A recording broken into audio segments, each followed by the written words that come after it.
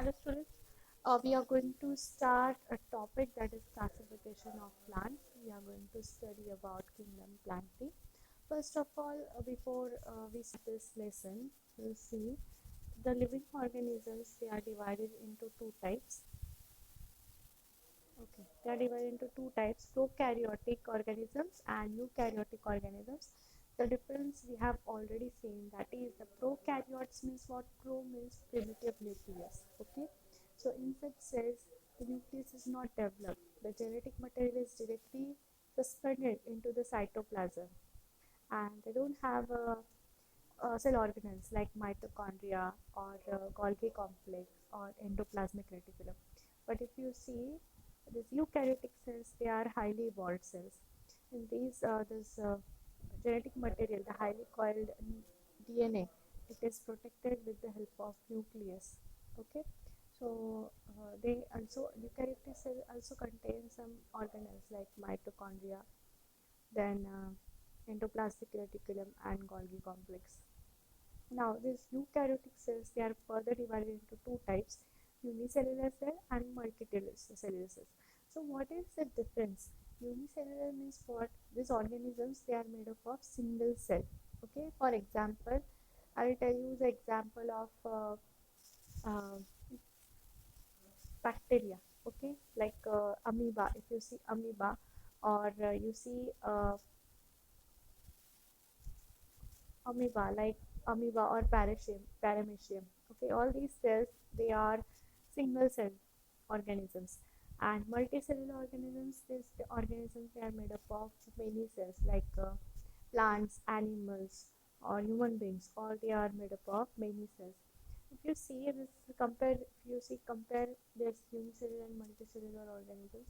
In unicellular organisms, all these functions, all the body functions, all the cellular processes, it is carried out with the help of single cell. That means what? Amoeba ingests its food, okay, and with the same cell, and with the same cell, it gets rid of its waste material. But if you see the human being, for example, if you take example of human being, all the cells, they are organized together, they form tissue.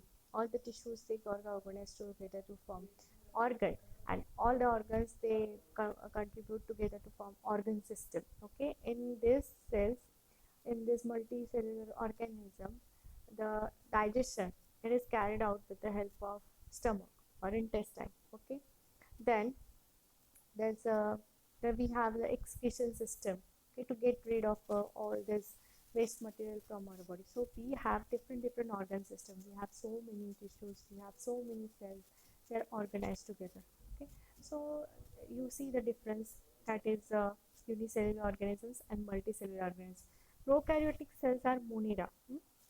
Monera, I'll tell you example of all bacteria, they come under Monera. And Protista means what? There are so many algae-like organisms. They are uh, planty-like organisms. They are fungi-like organisms. Okay, don't go in detail. Just understand these are the eukaryotic unicellular organisms. They are Protista. Now, what are multicellular organisms? Multicellular organisms are plantae, fungi, and animalia. Okay, so this R.H. Whittaker, he has divided all these organisms into five kingdoms: kingdom Monera, kingdom Protista, kingdom Plantae, fungi, and Animalia. Now, multicellular organisms are further divided into two types: with cell wall and without cell wall. As we know, these animals, they don't have cell walls. Okay, they fall under kingdom Animalia. And with cell wall, all these plant cells and all these fungi, they have this cell wall. Okay, you know, the plants are having cell wall, but animal cells, they don't have cell wall. Now we'll go further. We'll see this. Okay, now there's phanerogams. This kingdom plantate is divided into two types: cryptogams and phanerogams. Let's first discuss about cryptogams. What are cryptogams? Cryptogams means what? They are seedless plants. Seedless plants means what? They don't contain seeds. They reproduces with the help of spores. If the spores, they produce spores from their bodies, and if the spores fall on land, if they germinate, they'll give rise to new organisms. Okay, these are nothing but cryptogams. So we see these cryptogams, they don't have any uh, flowers or fruits. There's nothing. Okay. So the first example that I've now the cryptogams is further divided into Thallophyta, Bryophyta, and Pteridophyta. First, we'll see the example of Thallophyta. Thallophyta means what? Thallophyta means it has a thallus-like structure. Thallus means what? It is not differentiated into root, stem, or leaf. These organisms, they don't have root, stem, and leaf. And the common example is algae. Algae, if you see, if you go to any pond side, okay, you feel slippery. Why you feel slippery? Because algae is accumulated there. Okay, algae is inhabited there. So because this algae body, it is very soft and it is very fiber-like bodies there. So it makes its appearance very slippery. Okay, you may fall from that side. So this algae, they can be microscopic or they can be macroscopic. You can, they are sometimes they are visible, but sometimes you have to see through microscopes. Then they are present in marine water or they can be present in fresh water. They may occur in different habitats. And the next is as they are green in color, they are autotrophic in nature. They contain chlorophyll pigments and they can synthesize their own food. Okay. Some examples are given. If you see this ulva is called as aquatic lettuce. It's edible algae. You see this the margins. If you see, they are ruffle-like structure is there. Okay. Then Cara. If you see, this is a branch structure. Then there's a Spirogyra. Spirogyra means they are the filamentous structure. Okay, they are ribbon filamentous structures. Now we'll go for Bryophyta. Bryophyta, in this Bryophyta, they are called as amphibians. Why they are called as amphibians? Because they need water for fertilization. If you go to any place like if you go to any place like during after rainy season, if you go to any place, you will see some green carpet. Okay, so if you scrap this green carpet, and if you see under microscope, under under glasses, you will see this this is a nothing but a bryophyte. They are mostly commonly known as mosses. So they reproduces by spore formation, and they also don't have any root, stem, or leaf part. Don't have any conducting tissues, but they have stem-like structures, root-like structures. You know this. These are the small structures you see. These are the rhizoids. Okay, rhizoids. They are not much firm.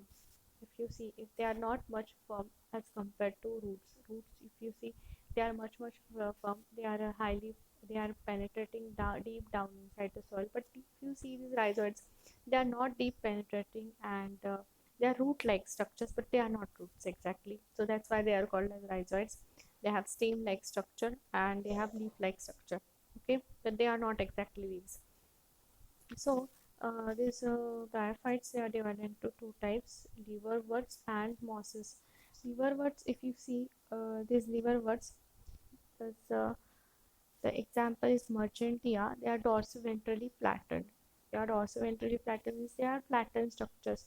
And the mosses, if you see, they are the erect structures. Okay, the funaria, if you see, they are the erect structure. They have the leafy appendages. They have the leafy stem.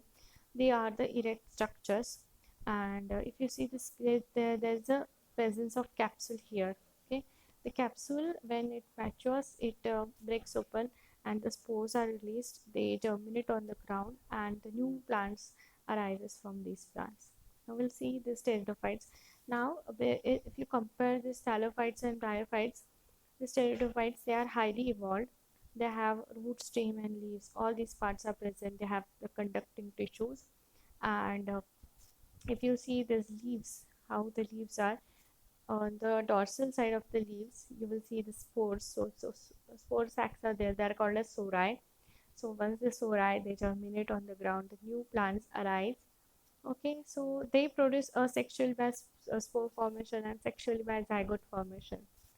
So the examples of these are ferns, then Marsilia, Pteris, Leptolepidus, and Equisetum.